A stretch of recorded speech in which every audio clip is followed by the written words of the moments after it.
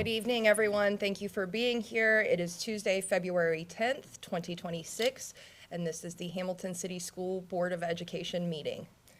Mr. Frazier, would you like to call the roll? Dr. Hopkins? Here. Mr. Davidson? Present. Dr. Kopis? Here. Ms. Mancuso? Here. And I'll make a note for the minutes that President Matthews is absent this evening. Thank you. All right, our first agenda item is a New York Life grant for our Companions on a Journey support. Mrs. Blevins? Yes, thank you, Vice President Hopkins. Tonight I want to call up our Supervisor of Mental Health, Mrs. Alex Sorrentino, to talk about this awesome grant that's going to help support our kiddos here in the district. Alex? Thank you so much. And I have a bit of an Microphone. Turn the microphone. I do feel it's not so wrong. Thank you so much. I do have a bit of an entourage. If I could ask you guys to come join me because they have something very exciting to show us. Tonight I have the privilege of introducing you all to our partners at New York Life. They have a grief-sensitive schools initiative that is run nationally. And if I have my details correct, I do believe that our district is actually the largest donation that they have given to date to a single district because of our coordination and collaboration with them to train our entire staff on ensuring that we have every staff member as grief-informed and sensitive to our students' needs and to their own family needs, as grief is a universal life experience and it does touch us all throughout our lifespan. And we were so fortunate to have that opportunity come to us through our long-established partners of Companions on a Journey, who actually is going to benefit from this wonderful grant to ensure that we have continued and consistent support for all of our students who are experiencing grief through all of our schools across the district, and that grief supports follows them as, if they happen to need that in kindergarten, it can go all the way through 12th grade. And then Companions on a Journey actually has additional supports in the community as well, so that can follow them into the adulthood, and they also have wonderful supports for those families as well. So lots of collaboration to ensure that funding for wonderful initiatives continues and to ensure that our staff is supportive so that they can also support our students. So we just have a celebration, and I believe they have a check to present to us as well. Carol Merrill showing it off for you guys. So it's our honor to present a check to Hamilton City Schools in the amount of $6,500 from the New York Life Foundation to, as we already mentioned, to help support the grief-sensitive schools initiative and Companions on a Journey here in Hamilton City. Thank you very much. Thank you.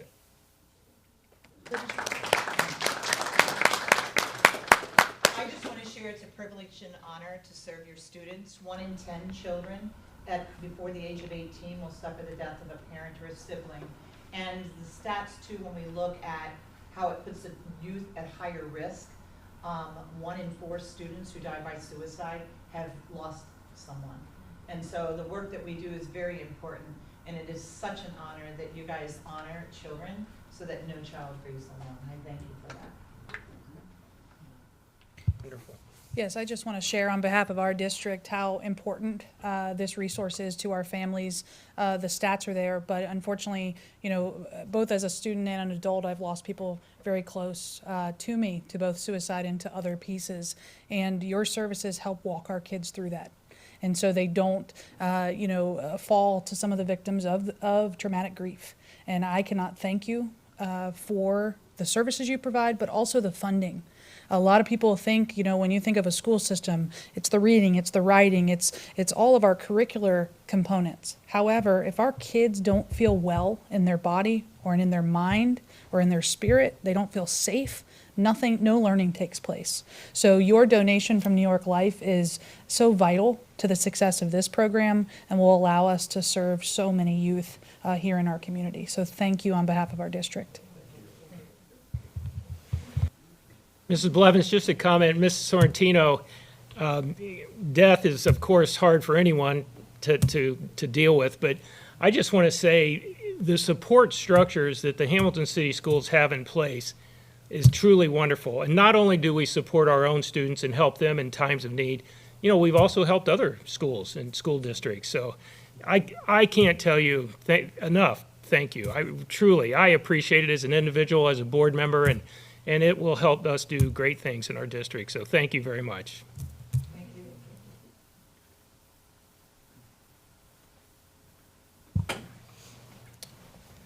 All right, our next agenda item is our spotlight with Mrs. Weisbrod.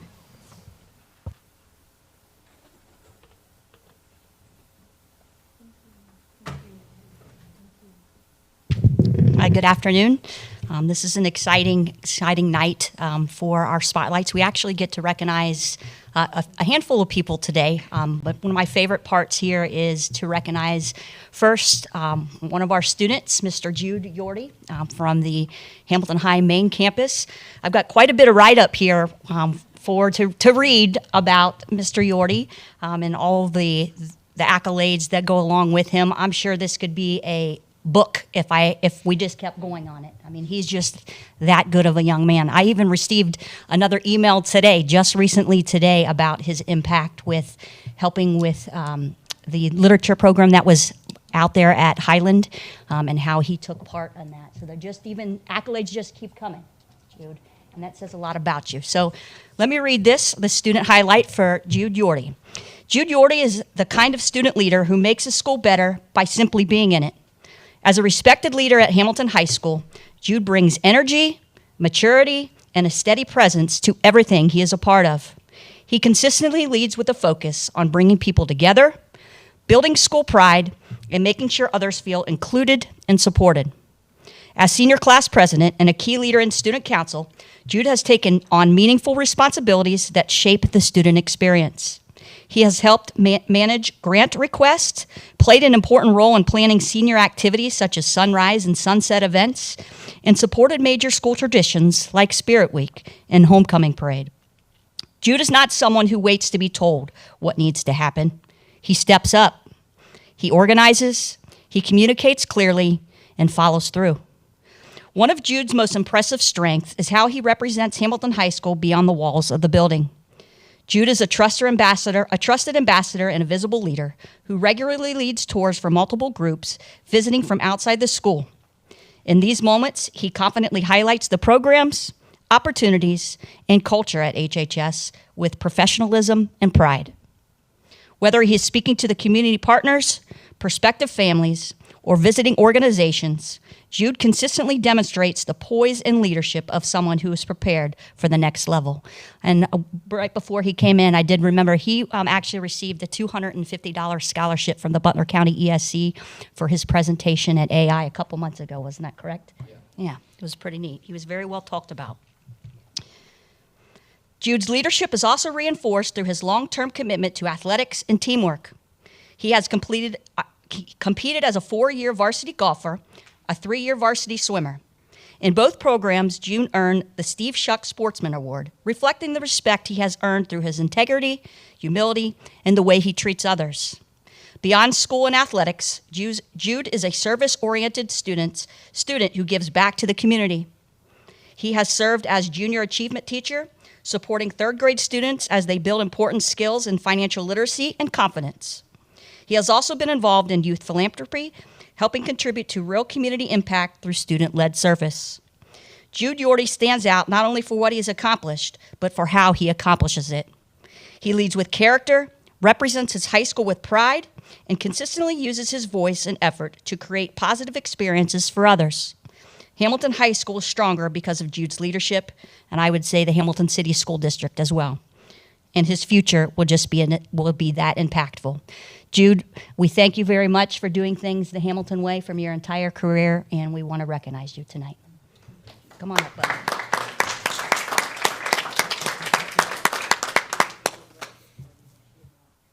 Thank you. I appreciate it. Would you like to say anything? I'd just like to thank school board, Mrs. Blevins, Mrs. Weisbrod for honoring me tonight, and whoever wrote this. This is great. I could not have put it any better. I'd like to thank my family, my parents, my sister, my grandparents. I'd like to thank my swim coaches, Miss Wagner and Mrs. Atkins, for mentoring me and forming me into the leader I am today. And finally, I'd like to thank this district. I've had the opportunity to go to a different district, and I'm so happy that I chose this district, and I would choose it every single day, and I'm proud that I can represent this district for the rest of my life. Thank you, guys.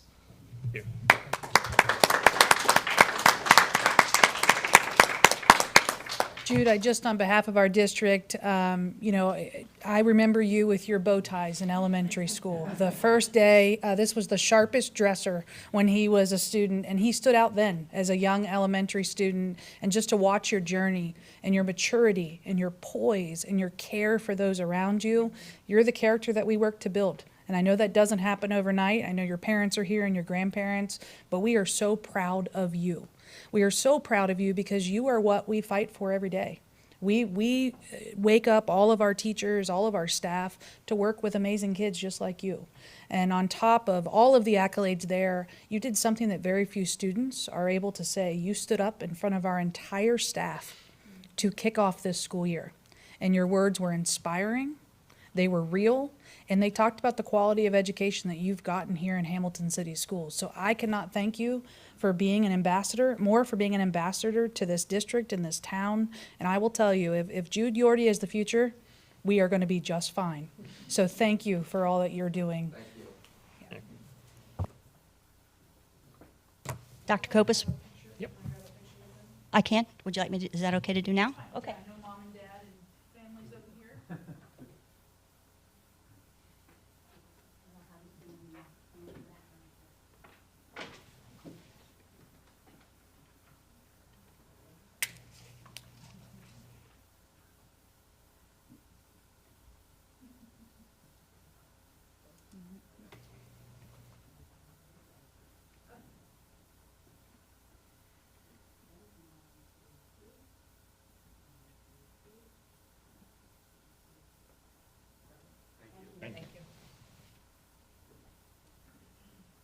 Dr. Kopus, would you like me to join me for the second spotlight, please? Sure will.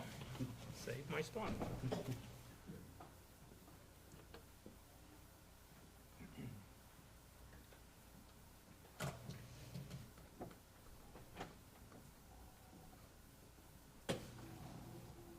After I call them up and then.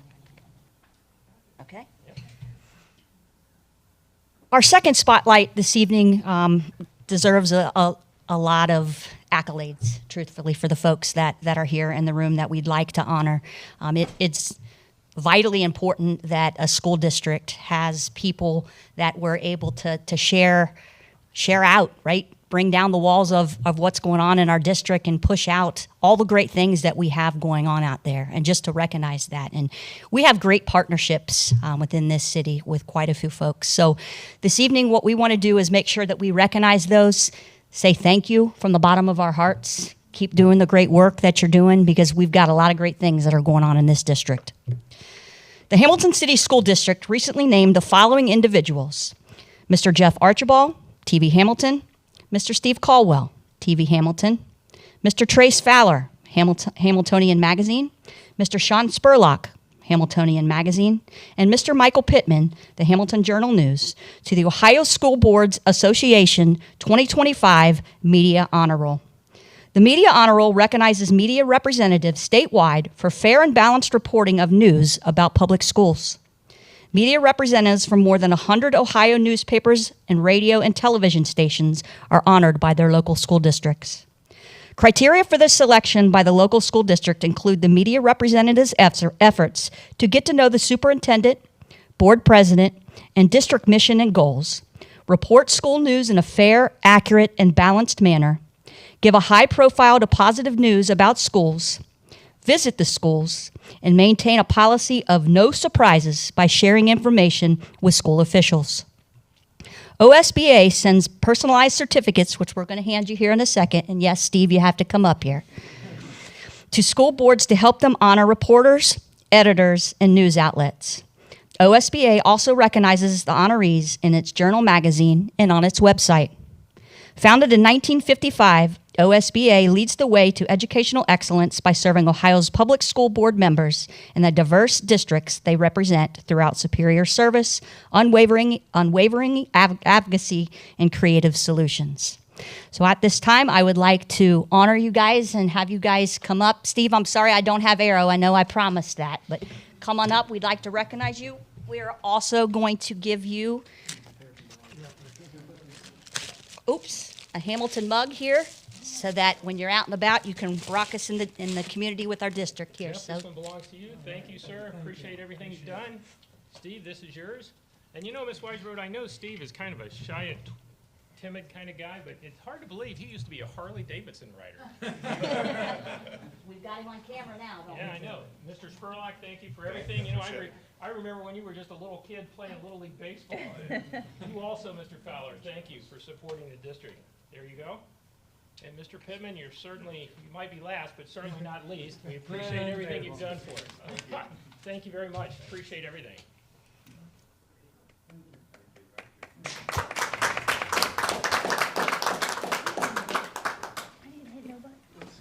Thank you, Mrs. Weisbrod. If we could, Steve, before you slink back behind that camera, we would like to get a picture of you guys over in front of, you want it with the board, Jesse, or with? Okay, so if we could have our board members come right up here, we'll get a picture. While you're making your way up here, I just want to thank each of you as partners. There are times when media can be very helpful, and there are times when that coverage isn't always great. And this group of individuals has been phenomenal in helping to tell our story here in Hamilton, and I really thank you for helping to get out the great things happening.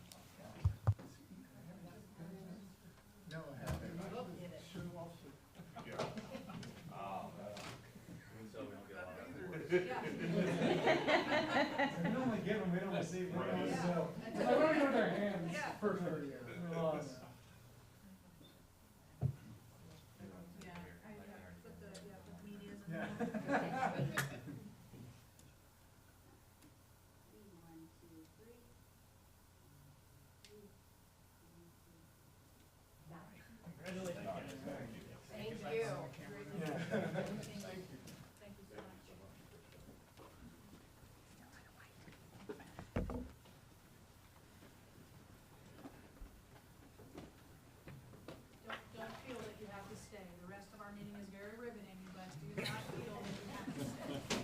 Does that include me? Yes. You have to stay. Yeah, sorry, Steve, you have to stay. Thank you, guys.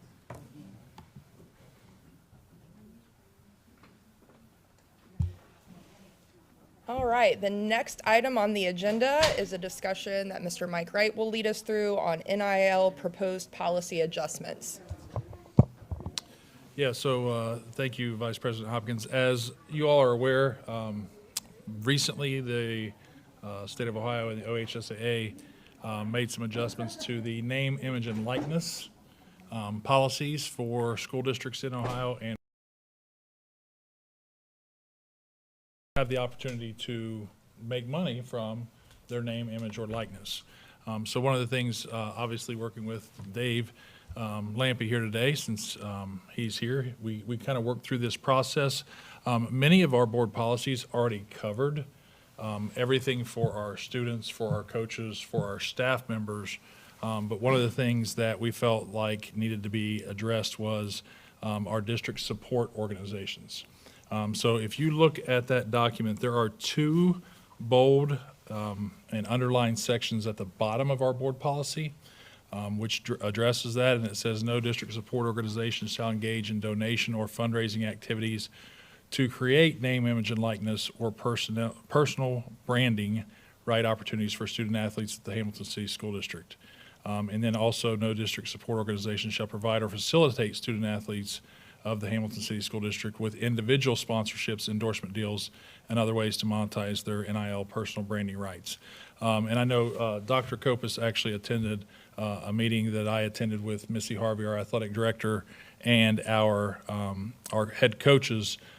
This is really kind of hands-off for the school district completely. Everything that's done with this new NIL policy is between the student, the family, and the OHSAA. So the school district should not be involved in any way. The other thing that we will be looking at is our district athletic handbook, and adding some additional language kind of covering these same sorts of things within the handbook. And that'll come to you in the spring, later in the spring when we approve all of our district handbooks. But we did just want to get this in front of you so you can see that these are the proposed policy changes, and at the next board meeting, we would have those on for approval. Those are the only two changes on this particular policy, yes. I'm looking at A up on the first page. Mm-hmm. I know some of our coaches are paid by, like, I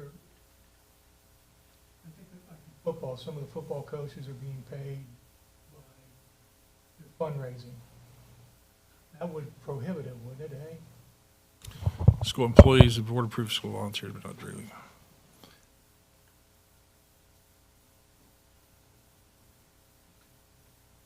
I believe that would prohibit it. This is existing language, so if that's something you want us to look at, Mr. Davidson, I think that we probably need to look at that then. So I will make note, and since Mr. Lampy's here, we can take a look at that language prior to our next board meeting.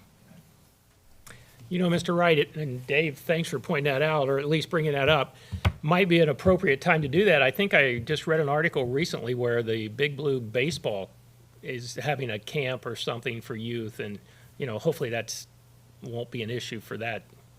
So, but anyway, thank you for Yeah. looking into that. I think what this comes down to, so obviously like camps and things like that, if you're making money and it's going back into the baseball program, that is fine. Okay.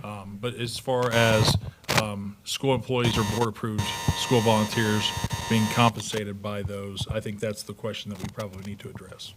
I do think it's important to note on this topic too, there is a newly introduced piece of legislation by Senator Byrd trying to eliminate NIL back from high school athletes, so we'll kind of see how that plays out. But we do want to update our policy with what the current law states, and Yes. just know we'll continue to update you. But there has been in the last week recent legislation that was introduced in the Senate to try to eliminate NIL from high school level sports. And one of the things that I will tell you, just obviously, as this came out, kind of investigating some of this, Ohio was kind of on the tail end of this. There's about 80% of states that have some sort of NIL policy for high school athletes. So it's, Mr. Wright, just a question. Is it correct to say currently that Hamilton does not have any athletes involved in this currently? correct. Now, I wouldn't say that that's not going to continue at the end of the future, because I do know that in Butler County, at least, I know that as soon as this came out, there were some immediate impacts in other school districts. So I think it is going to be something that, families and athletes are going to try to take advantage of. Well, it ruined college sports. I just hope it doesn't ruin high school. Yeah, yeah. Yeah, the rich will get richer and the poor will suffer worse. And, I know I'll get some criticism for this statement, but does anyone play for love of the game anymore? Or is it just for money and personal branding now? Any other questions? For discussion. All right, our next agenda item is the Facilities Dedication Committee. Mr. Wright? Yeah, so this actually also came up here recently. Obviously, we have had a couple facilities that we've dedicated within the past year, one of them being Garfield Gymnasium and then the Blue Room. So one of the things that was proposed, and I think partially by you as board members as well as some of our administrators, is creating a committee that would basically take nominations for these sort of events. And this could be anything from athletic facilities, libraries, buildings, whatever, anything that's on district property. That we are going to be dedicating. You as board members obviously have that right and that decision to decide when and if that takes place.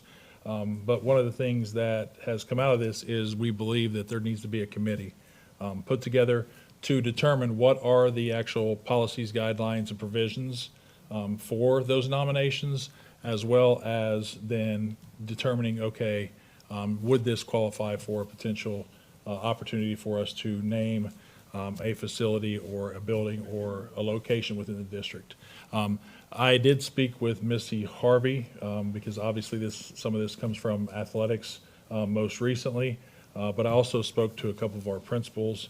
I think they would be very interested in having a couple administrative representatives and potentially a couple teacher representatives and/or staff member representatives. If any of you as board members would be interested in serving on that committee. We're kind of modeling it after our Hall of Fame committee, our Athletic Hall of Fame, where we have some administrators that are involved with that, some former teachers and/or staff, some community members. I think we want to keep this number not, we don't want 20 people on the committee, but I do think it needs to be representative of the community. Both present and past, I think is important because a lot of these dedication opportunities are going to come from people who have done things, contributed in the past in the district, so it needs to be representative of the community. So I just wanted to throw that out there. Obviously, if you have questions about that or if you have comments or if any of you are interested in serving on that committee, I think we're going to try to use this spring to develop those kind of rules, regulations, and provisions. And then as we go into next school year, 26-27, then we would start taking our first nominations for possible facility dedications. Mr. Wright, I think that's a great idea, and I'm not sure which board member suggested that. I think it might have been Mr. Davidson that actually brought that up a while ago. But I would tell you, Mrs. Blevins and Mr. Wright, I'd love to serve on the committee. Okay. So consider me when that time comes around. To date, what has the process been for doing these types of dedications? I'm guessing just as it comes, it's been different, but a little Yeah, history. I don't think there's not been kind of a committee approach. It's really been, I think, presented to you as board members. And then it's determined at that point whether to decide to do it or not. So I think part of the thought process with this committee was, now that we've had a few things recently that have been named, there seems to be kind of an influx of individuals who are saying, oh, well, we should do this, we should do this, we should do this, we should name this. So I think, again, trying to create that committee, and again, kind of if you model it after kind of what's done with the Athletic Hall of Fame, I mean, there's a lot of people who have competed as athletes at Hamilton High. There's 10 who are basically awarded that opportunity to become the Hall of Fame each year. So I think the same thing would follow with this is there's a lot of people who are going to have recommendations or feelings that this particular person should be recognized in some way. I think that as a committee then kind of making that determination to then, again, it still would be recommended to the school board, and then ultimately you as the 5 board members would have the right to determine. We need a committee to vet it. Yes. If someone really entitled that honor of having. Yep. I appreciate the vetting process and just formalizing the process for sustainability reasons. I think it also will lend to transparency too, as you continue to feel more and more requests for dedication. So I think this is a great idea. And the approach that you're taking to be representative of the community, that sounds fantastic. And I'm really excited to see what comes out of this. Well, what I will do is, Dr. Copas, I'll actually kind of probably schedule a meeting with yourself, Missy, and a couple other individuals to start forming that committee. And then try to determine, exactly who the members are going to be representative of that committee. Any other questions or comments? Okay. All right, so the next agenda item is board member roles and responsibilities as presented by Bricker Graydon. Ms. Blevins. Yes, thank you, Ms. Hopkins. Tonight, we actually have our main legal counsel here tonight, Mr. Dave Lampy, who came, as you know, we had 2 new board members join us in January. Thank you for joining our board. And each time that we bring new members on, it's always important. We've done this in a variety of ways. Sometimes we've had Ohio school boards come in and do this presentation, but we thought with our legal counsel here and with us, spending time to onboard already, this would be a great opportunity for Mr. Lampy to come in and to present tonight and to answer any questions. This is a work session item, so, having that back and forth, asking questions. I did pass on some of the topics that our board has asked to be addressed during this presentation, and so I'll give the floor to Mr. Lampy. Andrew, do you have my I do. Do you want me to cast it? Yeah. Okay. Do you want to do it? It should be linked on that. Oh, it didn't open? Okay. Downloading. There it goes. You got it. Yep. If you just want to let us know, and he'll.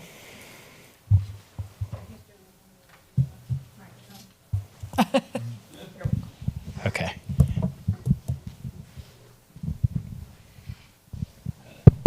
Okay. Well, thanks, folks, for having me. I see a couple new faces. My name is Dave Lampy. I'm with Bricker, Graydon, Wyatt now. I have done this presentation several times for school boards. I'm probably going to do high-level stuff, given the fact that I had some great stories to tell, but this is being recorded, and I'm not going to maybe go into as much detail as I should. So let's start with just kind of discussing kind of board member powers and duties. You guys are Neola, obviously. If you go through all these listed board policies, really it boils down to kind of, in my opinion, three main duties. Number one is to identify and employ a good superintendent and treasurer. Number two is going to be making certain you make good fiscal decisions on the district's budget. And then the third is going to be to make certain that you adopt good policy. You will hear from OSBA, and I agree with their sentiment that a lot of what school boards do is kind of that 30,000-foot overview in making macro decisions affecting the district, making certain you hire good leadership, and making certain you make good fiscal decisions. Next slide. So I also put in here some red flags, and these are things that we have seen either through case law, complaints to the Ohio Ethics Commission, or unfair labor practice charges is really where these come from. First is going to be getting involved in day-to-day operations. Generally speaking, this may be things such as board members showing up on a daily basis to central office, spending significant time each and every day kind of in administrators' offices, going through decisions and making the day-to-day decisions that folks like the superintendent, treasurer, assistant superintendents make on a day-to-day basis. On the flip side of that is would be board members not reviewing their policies, reviewing their agendas, making certain that you've done your homework, getting ready for board meetings. So we've seen both sides of the spectrum on that. Third is going to be not evaluated in setting goals for the superintendent and treasurer. Your policies are very similar to most in that the policy states that each of these positions is to be evaluated annually, and that there needs to be a goal-setting process. Again, without getting into specifics, there may be school districts out there that gloss over this, and it can be problematic. Mr. Lampy? Yes. Just a quick comment. I mean, of course, you're correct in what you're saying. I'm thankful to say that we've corrected that, because for a brief period of time, I think we glossed over it, and we should never have done that. We're not doing that currently. The board has set goals and reviews for our treasurer and our superintendent, and I'm thankful for that, because I think now we're much better in compliance. Is that statute too?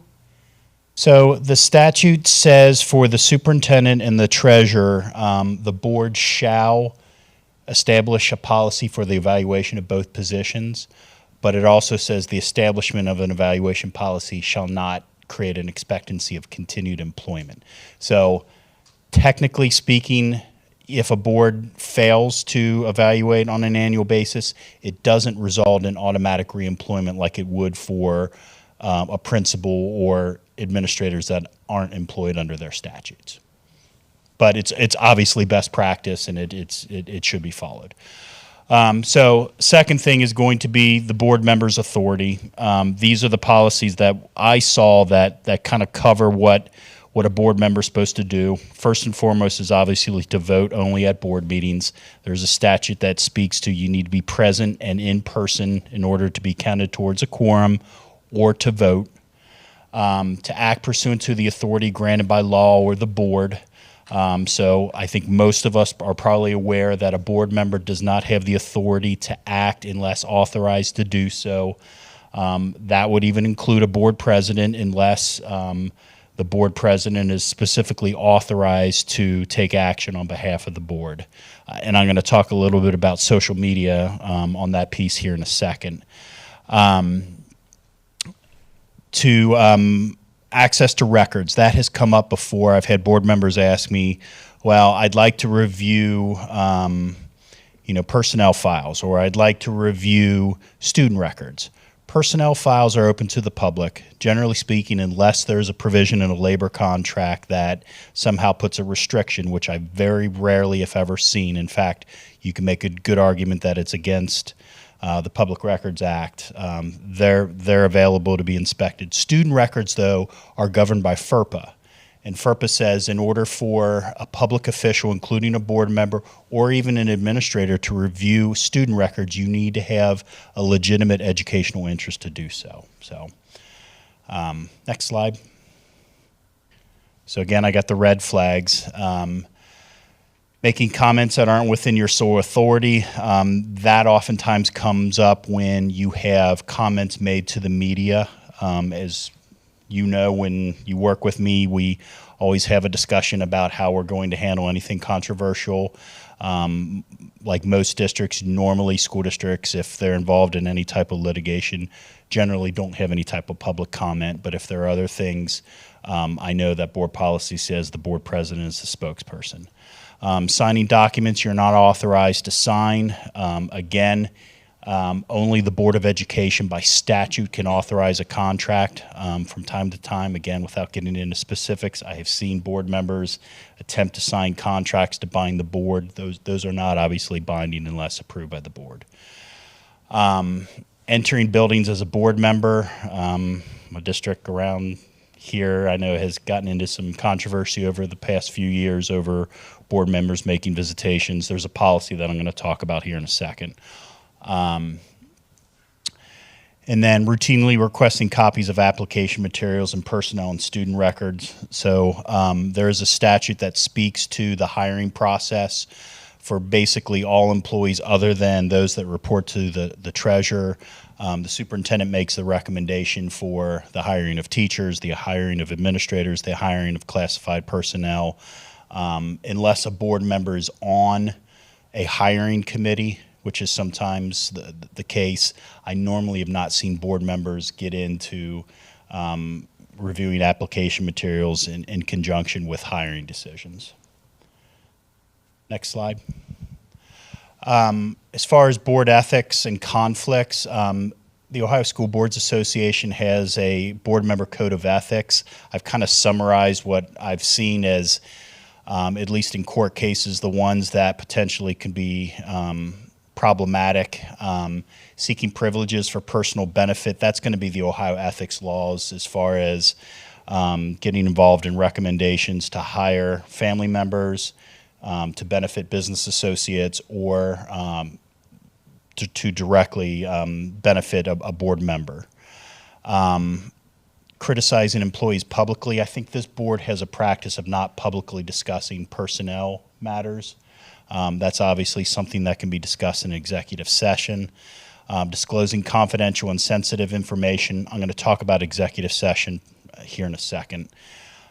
Putting other interests before those of the district. So if you look at what the Ohio Ethics Commission speaks to, they obviously are interested in any type of financial dealings. But the Ohio Ethics Commission also speaks to board members having a fiduciary duty, even if it's not a financial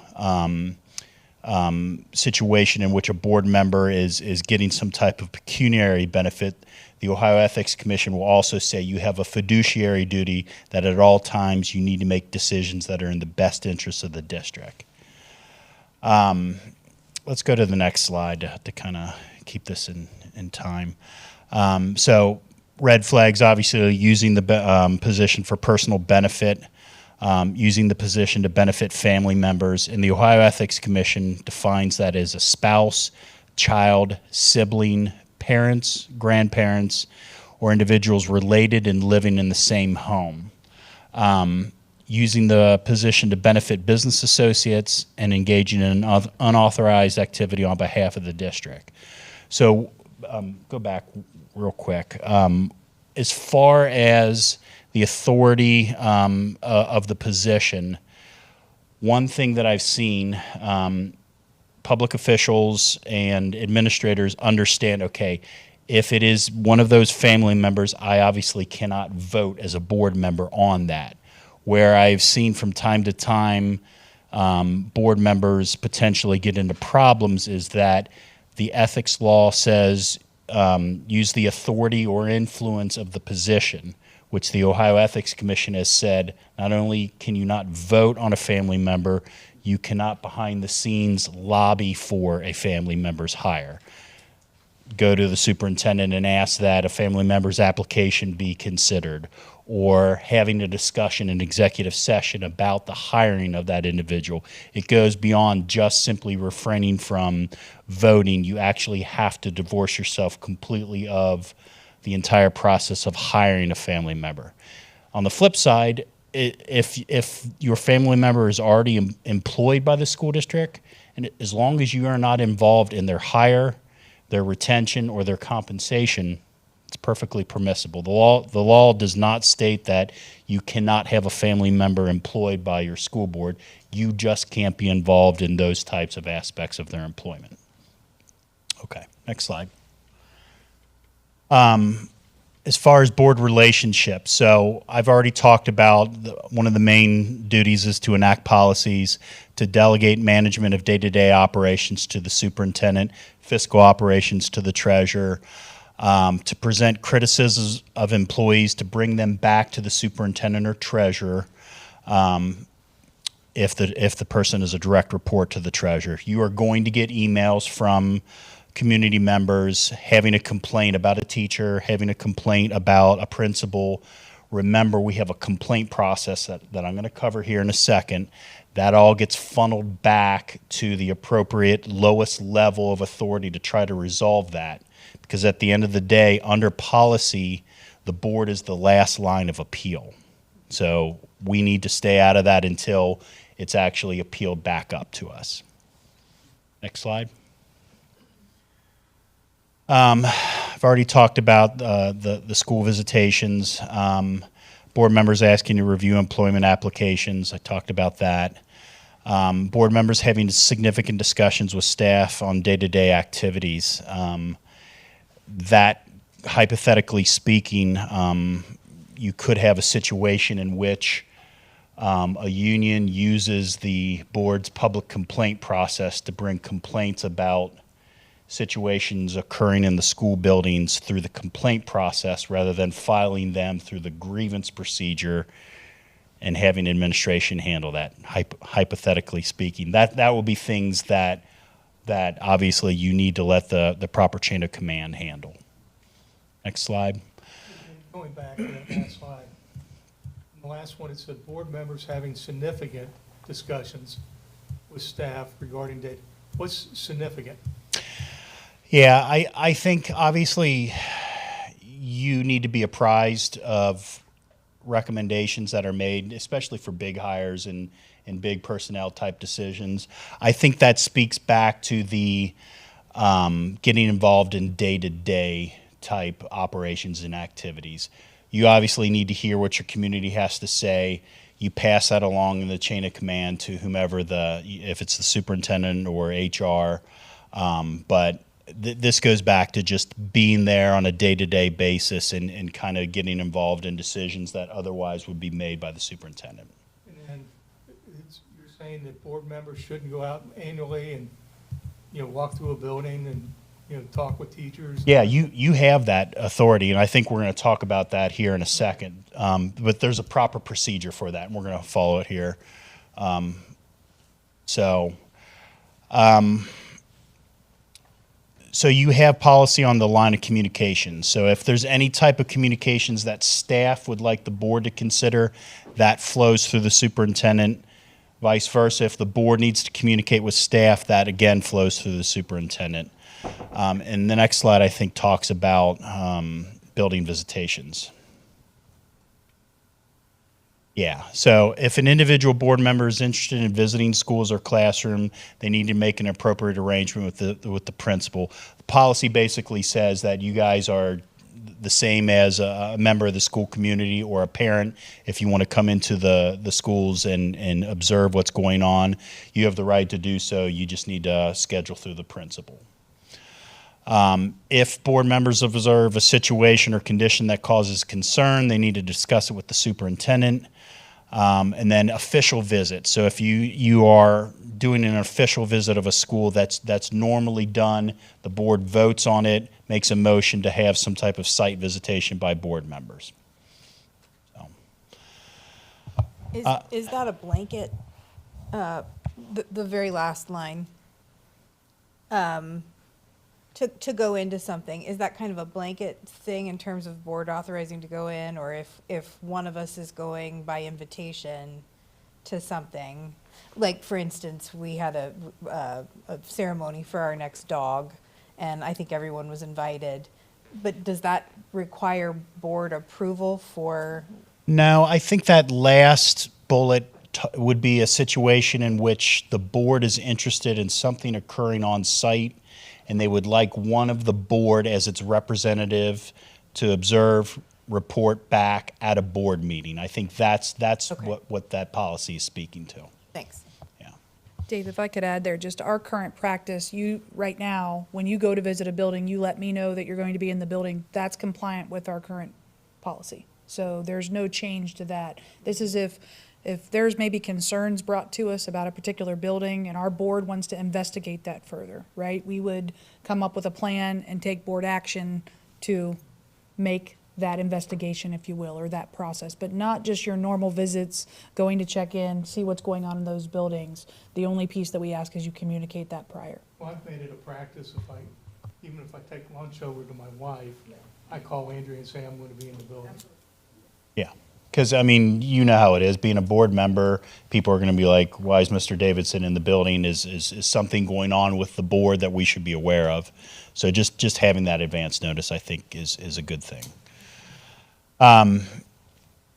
So red flags on this piece. This would be, staff going to board members directly to address an issue. If you've got union leadership that are texting board members on issues that should be vetted through either building administration or the superintendent, or issues involving collective bargaining, those all could potentially be red flag issues. And no, you're fine. We can move forward.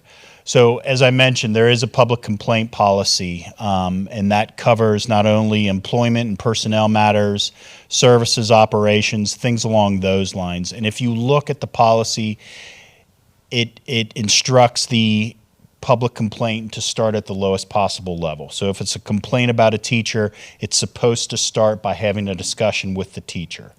If that doesn't resolve the problem, then the next line of appeal is up to the building principal. If that still doesn't resolve the problem, it's appealed, I believe, to the superintendent or designee.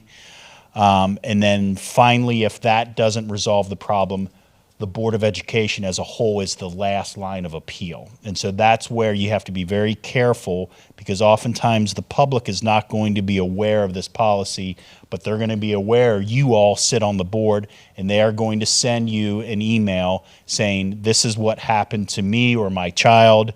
I have a complaint. How are you going to address it? And just be very careful on how you respond. It should be something along the lines of obviously acknowledging it. Thank you for your email. Understand that we have a policy that addresses these types of complaints. I intend to forward this on to the superintendent, who will facilitate you being able to get with the appropriate personnel, and just avoid making any comment or commentary about the issue. I've had several times where board members have said, well, here's my take on this, but we're going to put it back. Well, you've already kind of tipped your hand on the matter a little bit. Next slide. And this reinforces it. Last year, the Parent Bill of Rights was enacted.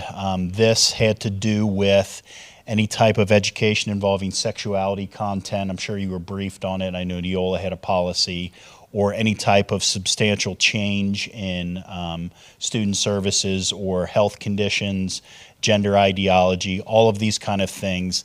The statute has a complaint procedure that starts with actually having the principal or assistant principal try to resolve the concern within 30 days. It's then appealed to the superintendent, and the Board of Education is again designated as the last line of appeal. So keeping a proper chain of command and responding to this and making certain that you all look at these issues with a fresh set of eyes is going to be important. Next slide. So the Open Meetings Act and Sunshine Law, understand that this obviously applies to school board meetings, but it could also apply to any committees or subcommittees created by the board. So many districts, and I'm sure Hamilton is similar, at their organizational meeting, they will identify committees of the board, which I assume you guys do. Oh, you don't? Okay. Okay. Do not You have stop. any current Okay. committees. Yeah. Okay. Well, then you're different than other districts. Many districts will create committees at their organizational meeting. That's a pretty clear indication that is a body of the board that's actually governed by the Sunshine Law.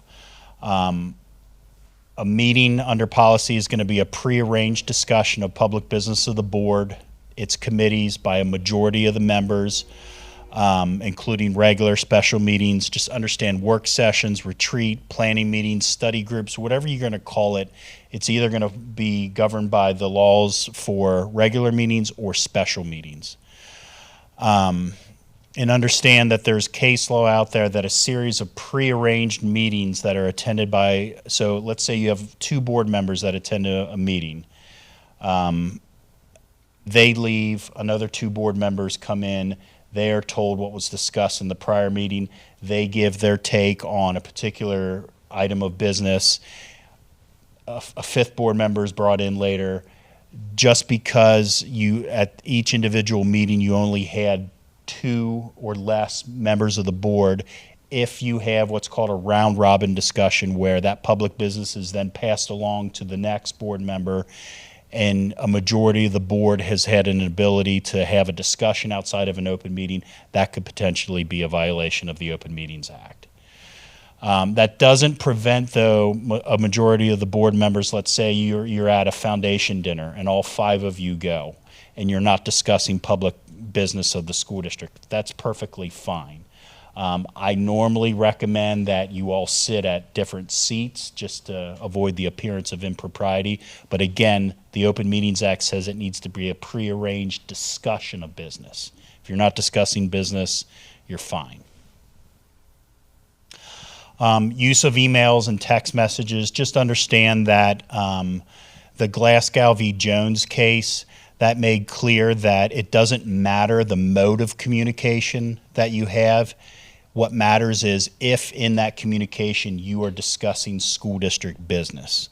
So if you discuss school district business on social media, if you discuss school district business on your personal email accounts, that will not change the fact that it's the actual business, public business that's being discussed that determines whether or not that communication becomes a public record. Okay, next slide. And with emails, if you have serial email communications by a quorum or 3 or more members of this public body to deliberate or make decisions, that could be a violation of the Open Meetings Act as well.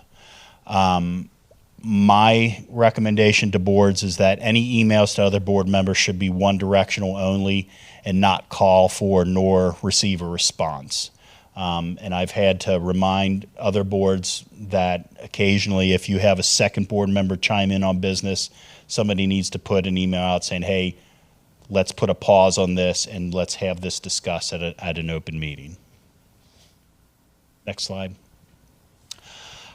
So at your organizational meeting, you set your regular meeting schedule. As far as special meetings go, That notice needs to indicate the time, place, and purpose of each special meeting, and it needs to be given to the news media or individuals in your school community who have asked for advance notice at least 24 hours in advance. So the big difference here is going to be you need to have the stated purpose of the special meeting in that notice, and the board needs to stick to that stated purpose during that special meeting. It sounds like the board committee issues is not going to be a big issue here, so I'll gloss over that. There is a school-specific statute that the treasurer needs to notify all board members of each special meeting in writing no later than 2 days in advance of the meeting. So there is the Open Meetings Act that says 24 hours notice. There's a school-specific statute that says board members should get 2 days advance notice of a special meeting. Questions sometimes come up on what's the legal significance of agendas. That's really part of the process of conducting a board meeting. You actually look at the Ohio Revised Code. There's nothing in the Revised Code that speaks to board agendas. It's the responsibility, though, under board policy that the superintendent, in conjunction with the board president, they prepare the agenda of the items that come before the board at each regular meeting. The board needs to transact business according to the agenda, but as I'm sure this board does, like many others, you make a motion to amend the agenda at regular meetings, you're perfectly fine. However, next slide. If you have a special meeting, again, back to the time, place, and purpose of the meeting, you have to stick to the agenda that was published in advance of the special meeting. In the Jones v. Dayton case, the board was found to have violated the Sunshine Law for taking action outside the stated purpose of the agenda for that special meeting. As far as executive sessions go, you have a laundry list. I think there's 17 different reasons you can go into an executive session. A good chunk of those deal with either personnel or negotiations. One thing that I've seen, and you're an experienced treasurer, you cannot list a laundry list of every reason under the sun to go into executive session. So if you're going in to hear a complaint against an employee, you should not be putting compensation, employment, discipline, discharge. It needs to be very specific on that. Let's see. So what is discussed in the, what is listed in the motion needs to be the only things that are discussed in executive session. And that is from time to time, if you sense that a board is starting to deviate from the discussion that's in the motion, there needs to be a timeout called and people rein back into strictly discussing only that's in the motion. Dave, a question. Yeah. Typically with us, we'll just say there'll be a motion to go into executive session. Should it be more detailed, a motion to go into executive session to talk about economic development, personnel? It should, the minutes need to specifically list the specific statutory reason for going in. And that's, Yes. we always post, we post the checklist that has highlighted the reason. But that, I do think that's a practice that I think this board needs to consider, is before we make that motion, reading aloud so that people at home are hearing what those specific reasons are. I actually prepared for Ashley this evening to have that checklist right in front of her. It's already on the agenda, but I think it's important for us to acknowledge that. And so the Open Meetings Act has a provision in there that the litigant can get an injunction to essentially invalidate any action that's taken that follows an improper discussion in executive session. So there is some consequence for that. Next slide. So executive session confidentiality. You have policy that specifically says executive session discussions are confidential. No member of the board shall disclose the content of the discussions that take place during the executive session. And that tracks statute. There is an actual provision in Revised Code 102.03B that no public present or a former public official shall disclose without appropriate authorization any information acquired by the public official or employee in the course of their duties that is confidential because of statutory revisions or that has been clearly designated to the public official or employee as confidential. And your policy does deem executive session discussions to be confidential. And I bring this statute up because it actually does carry a criminal penalty potentially for a violation. So, and I will tell you, although I have not seen a prosecutor take up a criminal penalty, this provision of all the provisions that I've seen when board counsel is called to potentially assist with a resolution of censure, which is essentially a kind of the equivalent of a board member reprimand. It's usually for a violation of some type of executive session confidentiality. And then this is just backing up. The Ohio Ethics Commission looked at this back in 2020, and they were asked whether that statute prohibits the public official from disclosing information discussed in executive session. The commission said the statute itself does not create confidentiality, but if the public body has been designated the discussion in the executive session to be confidential, then it would be a violation of statute. And so again, citing back to your policy does designate executive session discussions as confidential. So let's talk about some court cases. Yeah. The first one is the Briggs-Levy case. It was decided last year. This just backs up the concept of if you have a member of the public that is being disruptive to your board meeting. In this case, the city council had regulations that prohibited disrupting meetings, and the consequence of those that violated would be given one warning before removed. And this council backed that up. You had an individual who was being disruptive during a city council meeting. They were warned to stop. They persisted. And upon the next time they engaged in the behavior, they were removed. The individual filed a First Amendment claim, and the court backed up city council, saying the First Amendment does not require unlimited chances to comply before being removed from a public meeting. Next slide. This was right up the road. Eisen versus Madison Local Board of Education. This was a challenge to the board meeting's public participation policy. The court rightfully determined that the board meetings are a limited public forum, which means that if you open your meetings to public comment, which I believe you guys do, you need to allow for free speech for the purpose of discussing school district business. It's not an open public forum, it's a limited forum for the purpose of discussing school business. Next slide. So Madison Local's policy, though, had prohibitions that restricted speech that was abusive, personally directed, and antagonistic. And the court actually found those prohibitions were unconstitutional. And I believe you guys probably got the same revisions from Neola that they did, because that was in the template policy. So they revised the public participation policy because of this.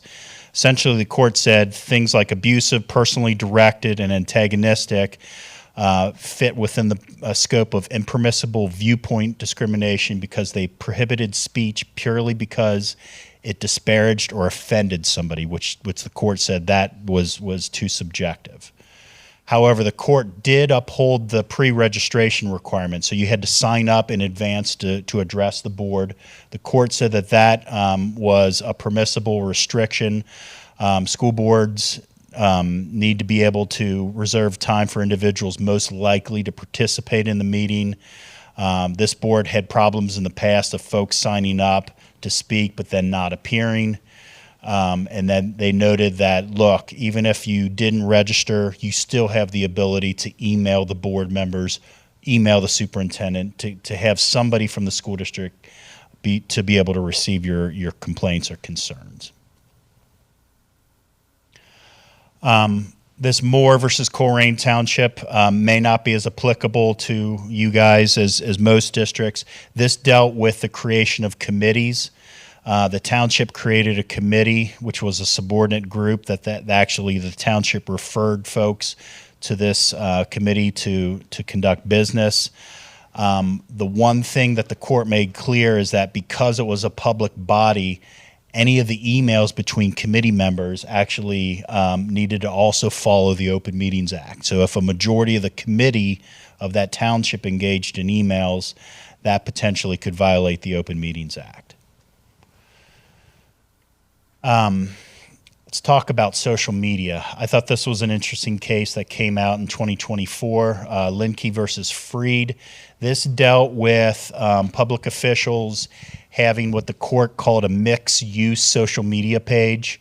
So you have a social media page where you post public content on the social media page along with your kind of private personal content. And the court was asked to decide whether public officials could delete or block individuals from their personal social media pages without violating the individual's First Amendment rights. Next page. And the court put together a two-part analysis. Essentially, they said that in determining whether the actions of deleting comments or blocking individuals violated the First Amendment, the court's going to look at, number one, did the public official have actual authority to speak on behalf of the office or agency on a particular matter? And number two, did the official purport to exercise that authority in the relevant actions on social media? So in a school board's case, I think it's very clear that a normal board member is not going to satisfy the first obligation. They would not have the authority to speak on behalf of the board on a particular matter unless the board in open session authorized or directed them to do so. So I think by and large, this would not apply to prohibit board members from blocking individuals from commenting on their social media page. The only thing I question would be board presidents via board policy have the authority to speak on behalf of the board. Does that create a gray area? I don't know. In this case, it was not a school board member that was the public official at issue. So I always like to advise being a little bit cautious on that end. But I think if you're not board president, I don't believe the first prong of the analysis would apply here. But the big piece, here, hold on a second, quick, Jeremy. The big piece that the court, I thought, provided some valuable insight is they said, look, if the public official puts a disclaimer on their social media page that says something along the lines of the views expressed herein are my own, doing so would give the public official a strong but not irrebuttable presumption that they are speaking in their personal and not official capacity. So I think that's a good, not only for board members, for superintendents, treasurers, assistants, all you guys, put some type of disclaimer on your social media page saying the views on my page are my own, and I think that'll give you some level of protection. As far as sunshine laws and social media, I stated the statutes again just so you understand that a public record is a record kept by the public office, and it's going to be defined as a record created or received or coming under the jurisdiction of a public office, which serves to document the organization, functions, policies, decisions, procedures, operations, or other activities of the office. And so presumably, again, if you recall earlier from my presentation, it doesn't matter how you communicate, whether it's personal, email, social media, if you are talking about the functions, decisions, operations of the school district, you could potentially create a public record on social media. And let's jump to the next slide as an example. So let's say you've got a board member, they receive a question from a neighbor on their personal Facebook page, and the neighbor asks about the procedures for their child to be accepted into the high school AP math program. The board member obliges, responds on social media to the neighbor, and answers all their questions about how the AP program functions, how students are selected, and how the program operates. Such a post could meet the definition of a public record since it documents the procedures and operations of the AP math program. And so I think the lesson in this example would be it's perfectly fine to answer your neighbor's questions about the operations of the district. My recommendation would be, if you're going to do so, respond back to them via your district email account. That way the school district automatically maintains and archives your emails. You don't have to worry about, okay, did I just create a record on social media that now I'm relying upon Facebook to maintain for me in the school district? Okay? And so as far as the Open Meetings Act, school boards must conduct business and take official action in meetings open to the public unless, as I mentioned, if the topic is permitted to be discussed privately in an executive session.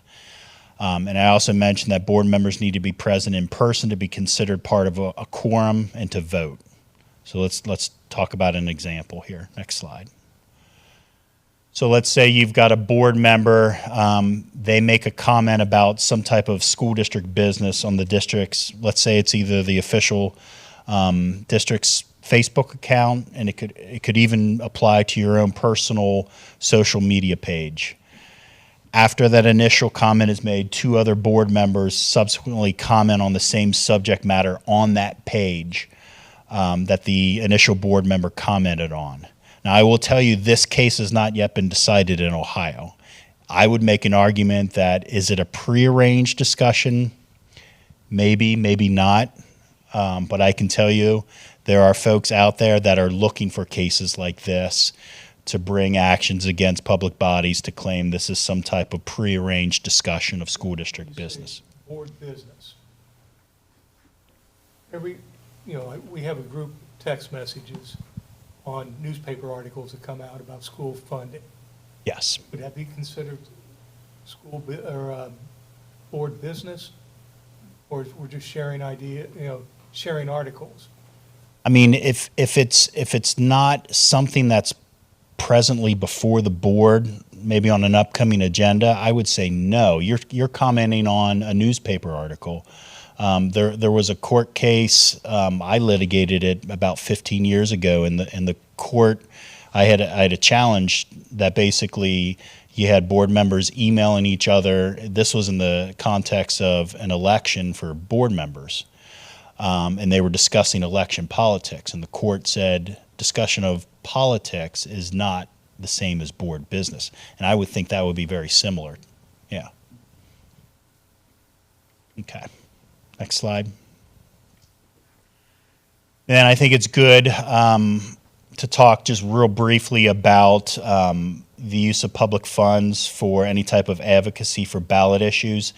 Back in 2023, the Auditor of State issued a fairly lengthy FAQ on what they deemed to be permissible and impermissible use of public resources for advocacy work. The 2 statutes that apply are Revised Code 9.03 and 3315.07, which prohibit, in this case, a school board from using public funds to support or oppose the passage of a levy or a bond issue, or to compensate any employee for time spent on an activity intended to influence the outcome of a levy or a bond issue. And they had certain provisions in there specifically to what the role of a board member might be in that. Next slide. I have a question really quickly. Yeah. On that, if we could actually go back. Yeah. So I'm in a federally funded position, and I know that we have to be very careful about not lobbying on the Hill while we are in that paid role. Since we have elected to not receive any sort of compensation as board members, where do we define, because this talks about using public funds, and so typically in a paid position, that is a use of public funds to lobby if you weren't. So I'm just curious about where that cutoff is for us, since we are unique in that we're not paid as board members. You are unique, because most of my school boards, their board members do draw a per meeting stipend. And actually, that was kind of into the next slide that I was going to talk about.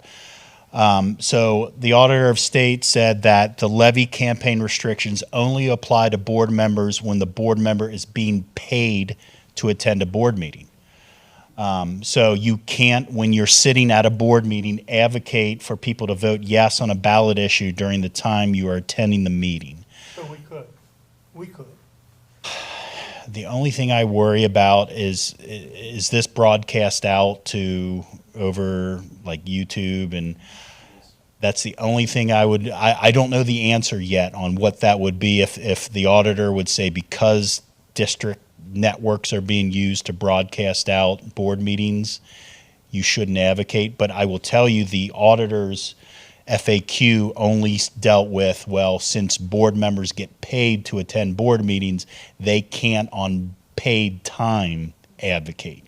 But that is an interesting question. I don't know what the answer would be on that. Dave, I would just say that in my experience, I work for the library, so we have very similar situations. And so on our paid time, and I know we're not paid, but on our paid time, we can't advocate for that. But on our free time, we can. And I think it seems like a good idea that when we're behind this table, when we're in this role, that we not. But it sounds clear that we can advocate for that on our own time, even though we are board members, as long as we're not in board meetings. Yeah, the Auditor of State said during any time that you are not sitting in a board meeting, again, their assumption was board members were getting paid, you have First Amendment free speech rights. So that includes any type of advocacy work. The only caveat I would give you would be you cannot advocate, even if it's on your own time, by sending emails out over your district email accounts. It needs to be through private email, private social media, things along those lines. So, next slide, I think that might be it. Are there any questions I can answer?